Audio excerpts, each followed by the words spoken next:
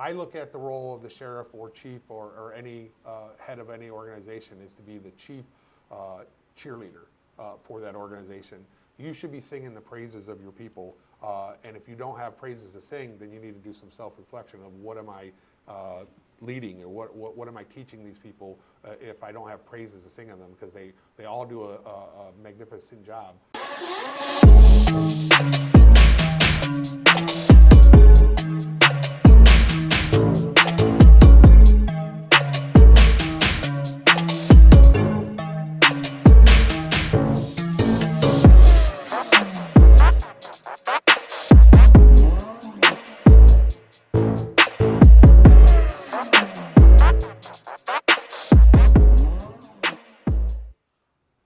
Hey everybody, it's Michael Laitler, your host of the LEO First podcast. Today I'm in Seneca, Ohio with Sheriff Fred Stevens.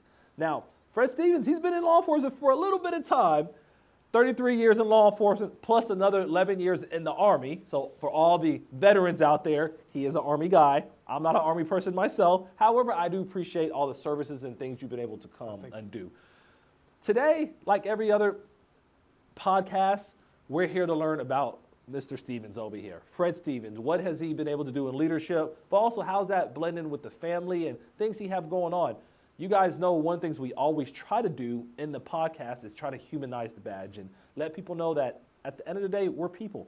Simple as that. It's no point to overthink the process, but it's important to have these conversations with leaders, especially ones that are over whole offices, because it's important for you to see that this is just a regular person like me and you, and they go through things and they develop different things throughout their life that makes them better. So once again, welcome to the LEO First podcast. I'm going to stop my rambling because I think I'm so excited to be in Seneca, Ohio today that it's not that cold.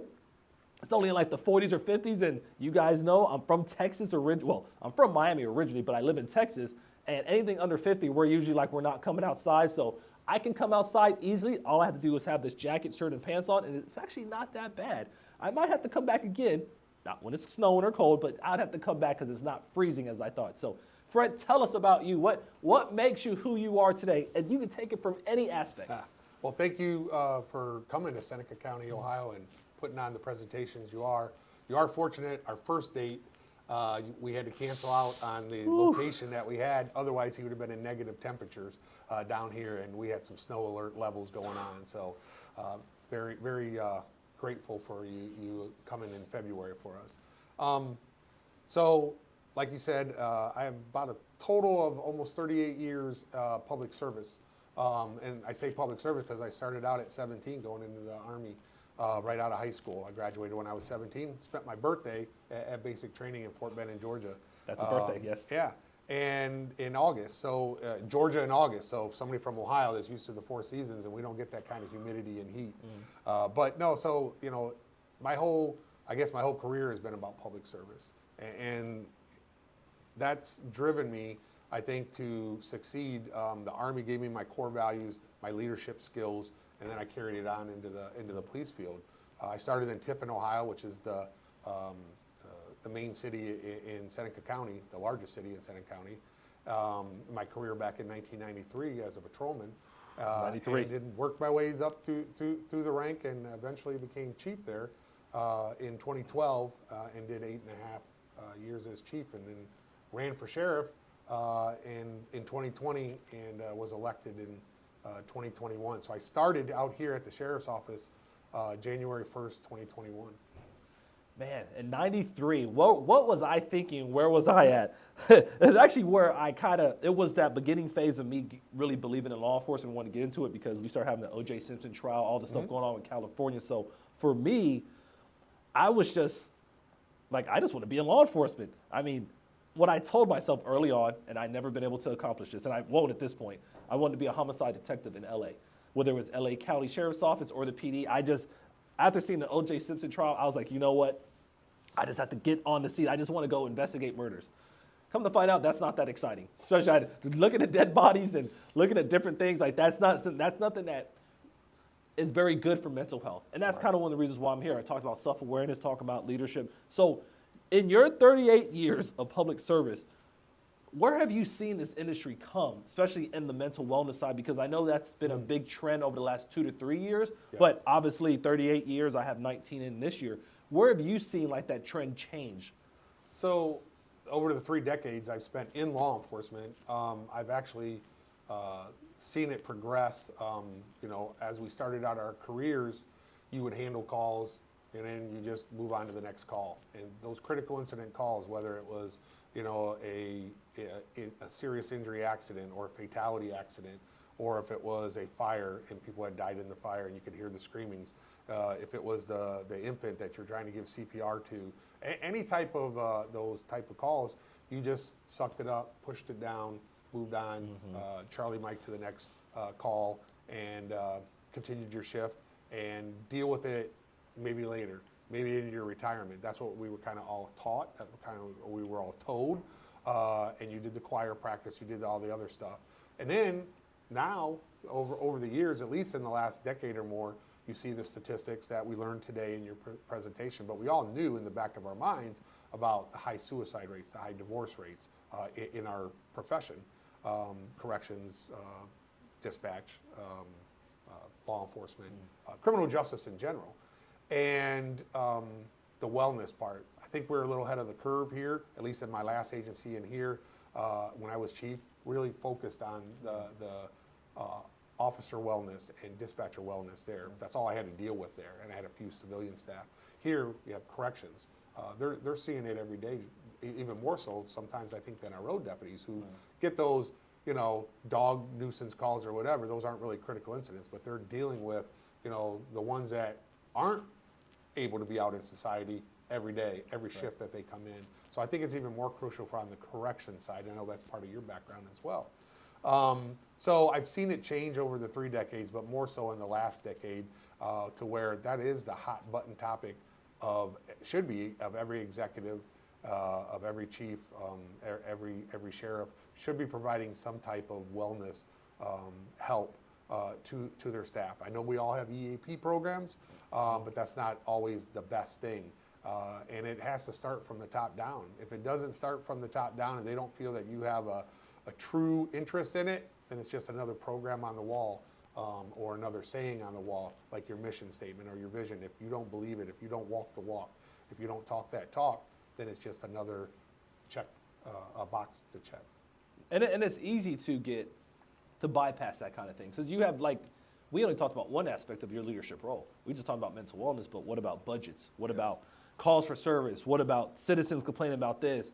Bad use of force, anything you can think of that can and that has, kind of complicated, focus on ourselves. It does, because if you think about it, so you have a critical incident that, a large part of your patrol handled, then there's also dispatch that handled it. The clerks that are seeing, the talk around the station on it or the office on it. So to do a critical debrief, you have to hold them over or bring them in the next day. You bring in the free help, those groups that are out there, the CISM teams and stuff like that are in your area. But your people aren't coming in voluntarily. Some of you have to mandate to come in. Yeah. So now there's overtime. There's put people on administrative leave if it's a particularly nasty, maybe it's a shooting, officer-involved shooting. Correct. So there is a budget aspect to that. Just because you could write a policy, we're going to do mental health for all our staff. Whatever your numbers are. You could have 5 people, you could have 100, you could have 1,000, and you just write a policy. So you check the boxes for your collaboration for your state that we have a policy on mental health, and we do this. We get them help. We ask them if they want help, but do you mandate that they get help, or do you just ask? In our business, I'm okay. Yeah. Just let me sleep on it. I'll be back tomorrow. I'll do my shift. So there's mandated certain things that we do to make sure that they at least go and sit there. They don't have to talk. They can just listen, but they do have to go to at least that first initial visit. We have to have a critical debrief of everybody that was initially involved and then peripherally involved. I think of an incident we had at the sheriff's or at the police department that was combined. It was the police department and it was the sheriff's office. We had an active shooter, and after the incident, one of my police officers, when I was the chief, had shot the perpetrator and killed him. but everybody that was involved, and a deputy had got shot during this incident as well. And so now I'm out here on the other side, but we invited all the persons that were directly involved. That was the first critical debrief. Then we invited the spouses and the dispatchers, everybody else, because they need to be taken care of as well. Absolutely. Yeah, and it's crazy how many people are impacted by any critical incident. Or what's even nowadays, I know that critical incident, what it was at least years ago, was just, the homicides, the very violent things. But now it's starting to expand. So, well, if you go to this kind of a bad call that might, or that can impact your mental health, that changes everything. And I love the fact that although people might say I'm okay, you still require them to be there. Because most of us, if you've ever been in law enforcement, military, any kind of background that's considered high stress, I'm okay is a common response because you just want to get through it. But as time's developed and you have great organizations out there that do research and they look at mental wellness, it's coming to find out that when people say I'm okay, they're really not okay. I see things on like TikTok and Instagram, and it's funny, I see these memes or like the reels, and it's people not in law enforcement that's doing these videos. So then I start thinking about, what if someone in uniform did I'm gonna okay type of video and say, well, no, I'm really not okay. I'm going home to drink a 6-pack every night because I'm trying to hide my emotions, or I'm gonna take more Vicodin than what I need to, whatever it might be, to kind of just hide it, or I'm gonna seriously gamble, whatever kind of negative responses. But the fact that you guys put them in that environment, even if they're gonna sit there, things go through people's brains. Whether or not they realize it, they're still gonna at least think about it and think about help. But if they're not forced to go, if you just say, oh, I'm okay, and let them just hit the streets, that's gonna build up. But you guys are doing a great job by like having that. And what kind of shift have you seen since you started requiring people to come to stuff like that? Well, one of the things we've done over the last 3 years is the attempt to change the culture, it's not just come in, do your job. If you don't want to do your job, there's, other places that are hiring kind of attitude that I was can't prevalent, steal people. not just here, but in other Everywhere, agencies as well. And so you have to be a more, that the buzzwords of the servant leadership, the empathetic leader and stuff like that. But it's authentic leadership though. You can't just tell people you're empathetic. You can't tell people that I'm here to serve you. You have to actually show them through your actions. Like today, having the mandatory all staff split up into 2 sessions, going to a mental health leadership type course that you've presented to us in the first session today so far. So those are the kind of things that I've seen in the shift in the people here, that the turnover has slowed down, the buy-in of the actual the office mission statements, the vision, the core goals, which by the way, when I ran for sheriff, I looked on their website, I looked on their the slim annual report that was turned into the commissioners, and nowhere on there was a mission statement. Nowhere on there was a vision statement. How can you lead people if you don't have a direction? And I see that in this room right now. You got the mission statement, vision statement, and core values hanging on the wall. And those aren't mine. So one of my first jobs for my chief deputy when I brought him in is to get a core group of volunteers, do the email, hey, let the chief know if you want to be on this committee. Correct. Your first chance to give input on the direction of this office. And we had a cook on there, we had a maintenance person on there, we had a dispatcher on there, we had a patrol deputy on there, and we had a corrections officer on there, and then a sergeant that was leading it up, and the chief was also leading it up as well. And over a course of 3 months, because they went back and forth and they did through emails, they came up with our mission statement, our vision statement, and our core values, which means something. It's not just a writing on the wall then, but you have to reinforce that all the time, so. Yeah, and I look at stuff like, I know a lot of agencies, offices, departments, whatever, organizations have different mission and vision statements, but it's cool when you know that people that are currently here had a say-so in it. Like you said, it ain't just about enforcing, but get people involved, because you can, some places have been around, and I think you were saying this was your 200th year. Seneca County Sheriff's Office is 200 years this year, 1824 to 2024. Yeah, so obviously at some point there was a vision and mission statement at some point, but it's good that it's been revitalized to the current people you would hope, here. Yeah, I'm optimistic about it. So am I. Yeah, maybe someone just said, you know what, we don't want this hanging on a wall, so we're just going to take it down. But at some point in 2 centuries, it probably was one. But you get the other organizations that they've had the same vision and mission statement since day one of whatever that might be, and they never modify it. But fortunately, since you didn't see one at all, you was like, why don't we get the people involved? Could you have obviously generated your own? Of course Yes. you can. I mean, you're the sheriff. You can do that kind of stuff. But when you get buy-in from the team, being, like you said, all the way from your top to the correctional officer, police officer on the road, everybody involved, it's like, you know what? That's us up there. And then that culture is also, they're going to spread that to the other people like, hey, you know what? I did that. And people like that stuff. Yes. So when we look at all this culture and all this building, and like I said, I'm very appreciative that you brought me in. Obviously, we met through Paul Butler, Yes. Great speaker. You're changing the culture, and what you're doing, I don't see a lot, and I don't know if Paul can contest to it, but you don't see a lot of leaders bringing in external speakers just to make sure their staff gets something. So as you build your culture, what kind of advice or what would you say to other sheriffs or chiefs of police about that kind of strategy? Like, how have you seen it improve your sheriff's office?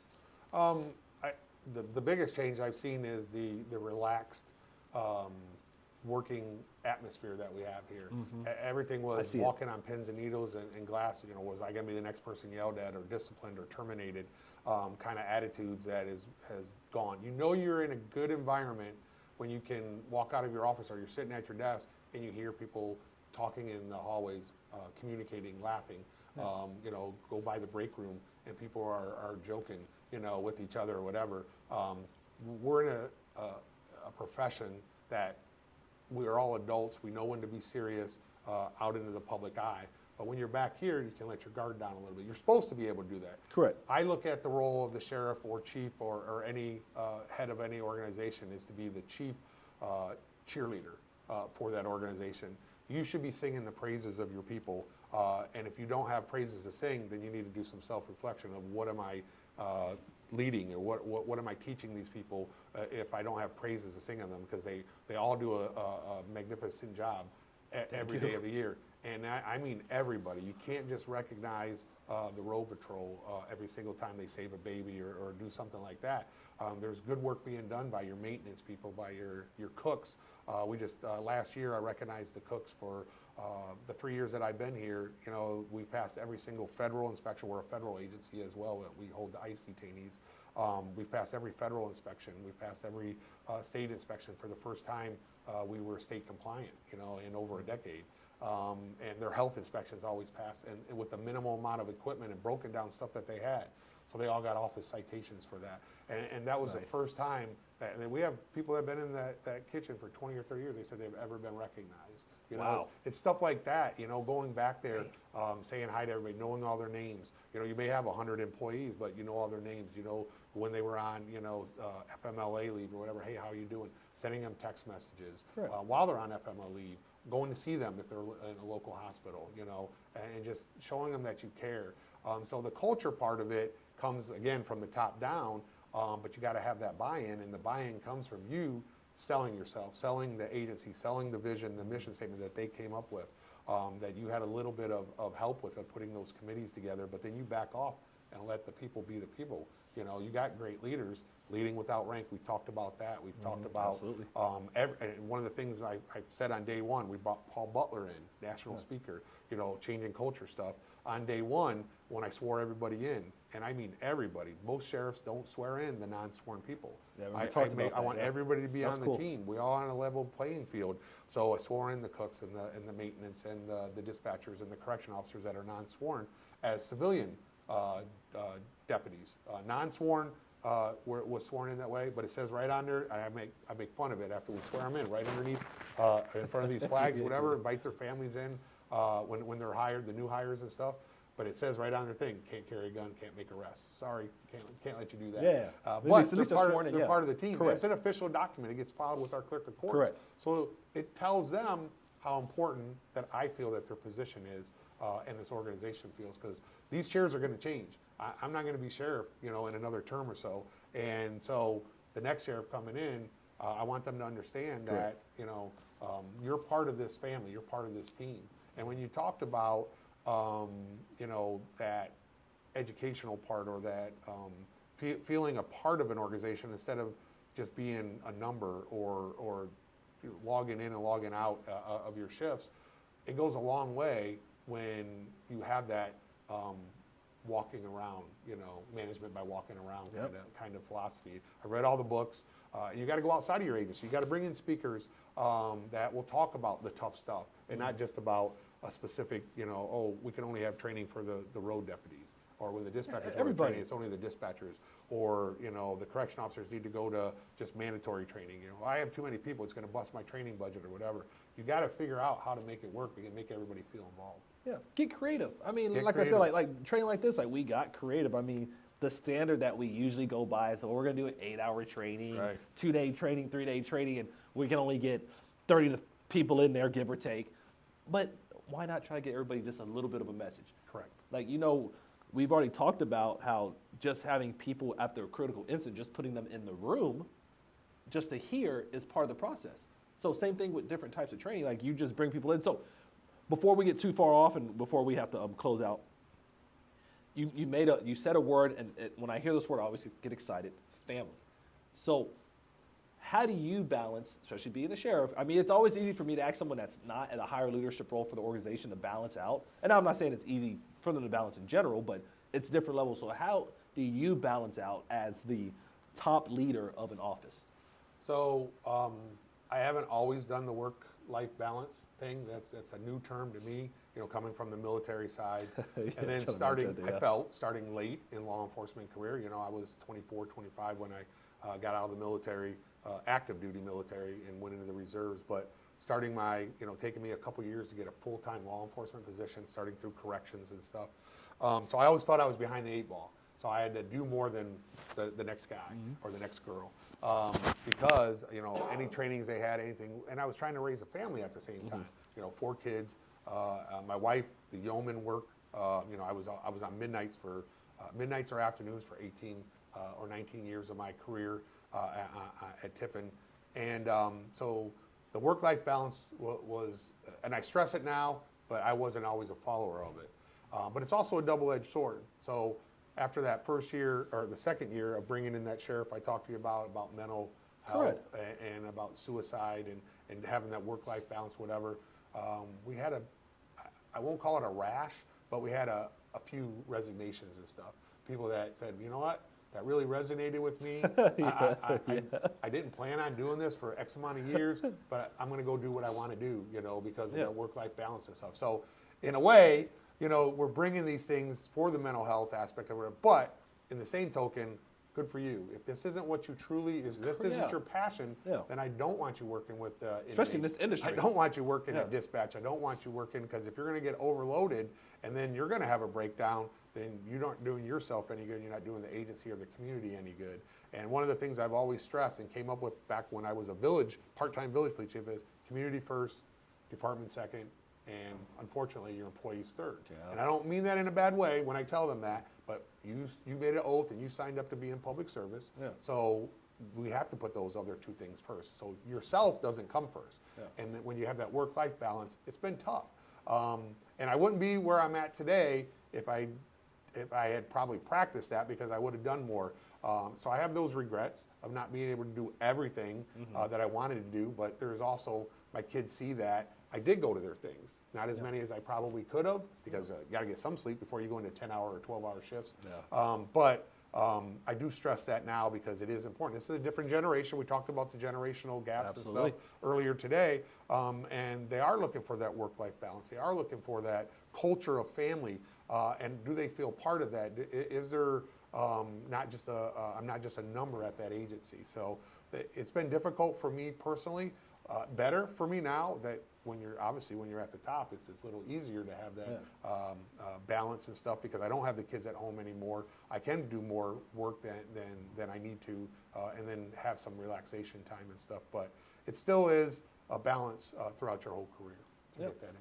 And the one exercise we did, we talked about balance, and we talked about what would you do if you had two more hours in a day. And most people would just say sleep, or what would you do if it was your last day on this planet? What would you do for one day? Spend time with the family. So I didn't hear anybody say work more or finish reports. It was all more, you know what, we need the balance. Because it's the right thing for the big picture. Because if you have a family at home, everybody retires, resigns from an organization. Oh, yeah. Who's going to be there? It's going to be your family. So And people have memories. We've established that people remember things. So if your children or your spouse or your parents always see you at work, when you're there, they're like, well, why don't you just go back to work? Right. Like, I mean, they love you to death, but the same thing you want from them, you have to give back to them. So that emphasizing the work-life balance, you're right, it's sometimes a double-edged sword because you don't know what people are going to do, because they might say, you know what, I need to be home with my family, and they might leave. But We had a handful. yeah, but you know, as a leader, you're giving the right message, Right. because once they leave, you allow someone else to come in that has the time to do it. And maybe we saved them down the road of being one of those statistics. Correct, Because yeah. they had that training, it clicked with them, and they like, you know what, I'm getting out while they're getting out's good. Yes. Before Yeah. it affects me so much that I think my only recourse is to leave this world. Yeah, and it's a real thing. I mean, it's a It real is. thing. A lot of people, they stress out, so that's is. why they leave. It is not the easiest job. Dispatch, corrections, being a cook you're locked up with them the whole time you're here. So, I mean, you might as well, be a correction officer because you're dealing with them as well. So none of our job in criminal justice is easy. And I look at it when I was at the police department and when now as a sheriff, leaving a legacy. And I look at what are people going to remember that I did here? They're not going to remember me, but hopefully they remember the programs, Yes. the stuff that got in their contracts Absolutely. to protect them, the policies, the directives and stuff, the mission statement, the core values.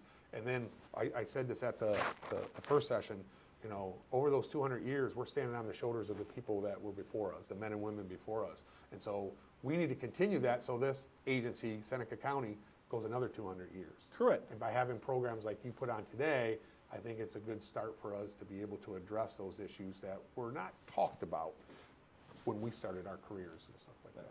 Well, I don't want to get too much bigger. Hey, you keep talking how good my program is, so we ain't gonna keep talking about me. But no, I agree. It's about putting things in place to make people is. better. Because if you're not leaving a legacy, what are you doing? Like, you're just collecting a check. Yep. And if you're not trying to build for the future, because it's true. I mean, why? And I love that you have that concept, because a lot of people are like, well, I'm here. When I leave, I don't care what happens. No, you can't think like that. Don't be loyal to me, be loyal to the office. Yeah, because you're gonna leave. I mean, I've seen sheriffs in other capacities. They're there for 10 terms, which can be like 40 years. Yes. It's like, well, what did you do in your 40 years? What did you do in your 10 terms, or whatever that might look like? And can the place still survive without you? And if it can't, I always tell people as leaders, no matter where you are, if you say, oh, this place isn't gonna work without me, that means that's part of the problem. Right. If the place cannot function, because I've worked 3 different agencies. The other 2 functioned completely fine without me there.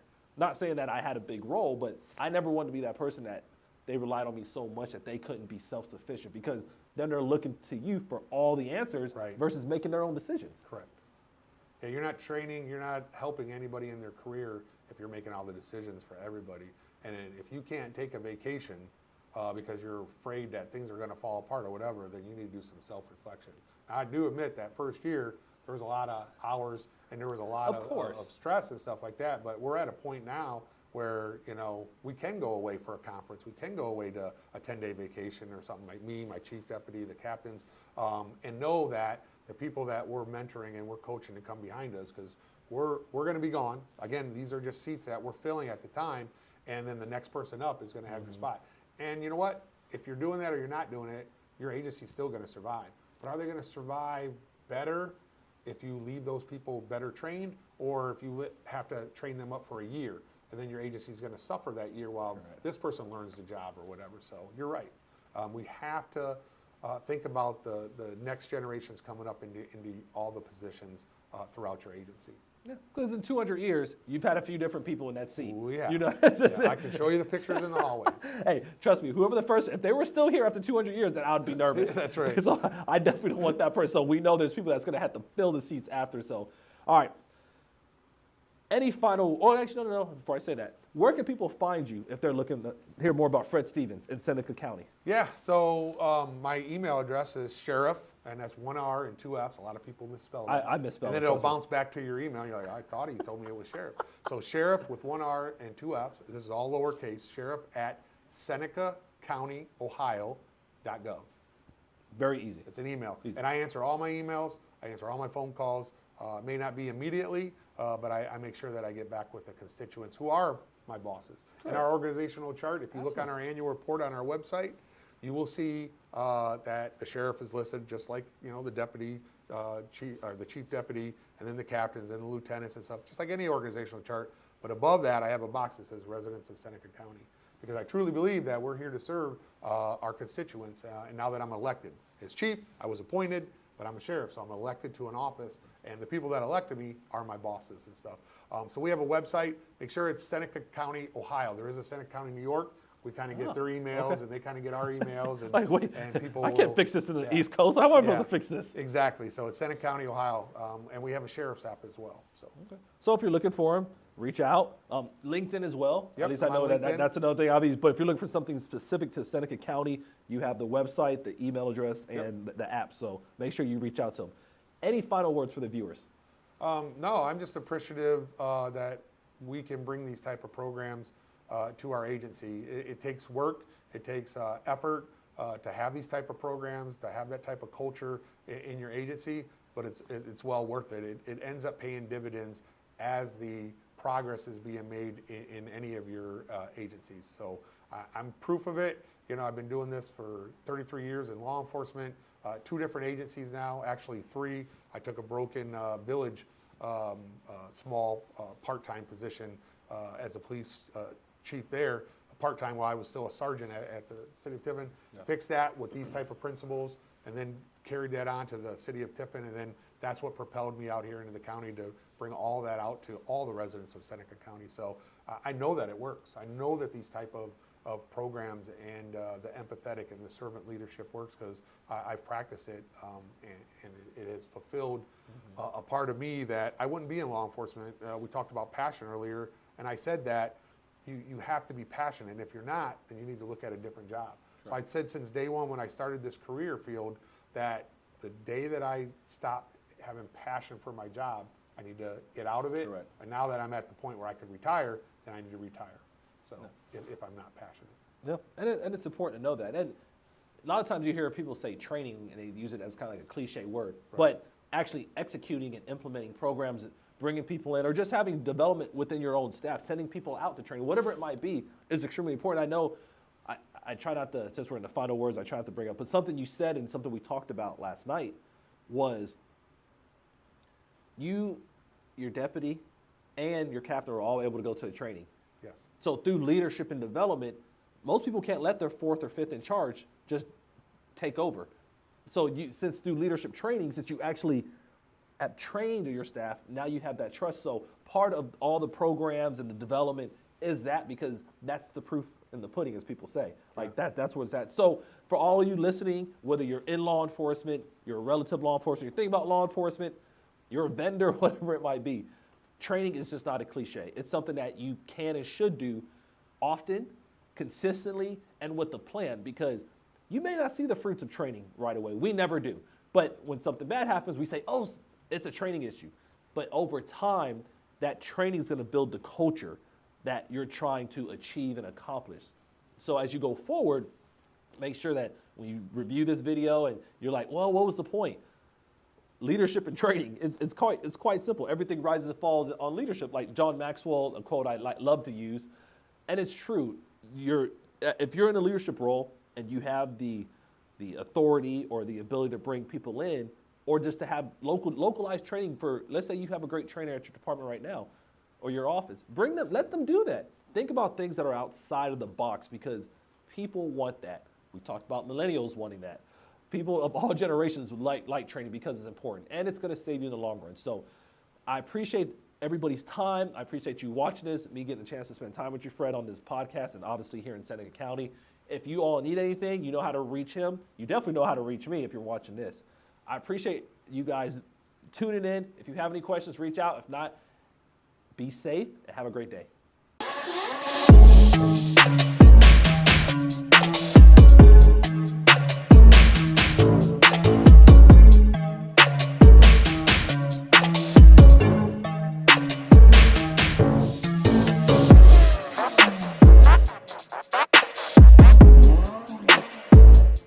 Thank you so much for listening to the LEO First podcast. We hope we have provided you with information that can change your life. I'm asking you one favor. Subscribe and leave a review on Apple Podcasts. I don't know how I can serve you better. If you know anyone who would benefit from it, please share. Remember, it is simple. Create your legacy.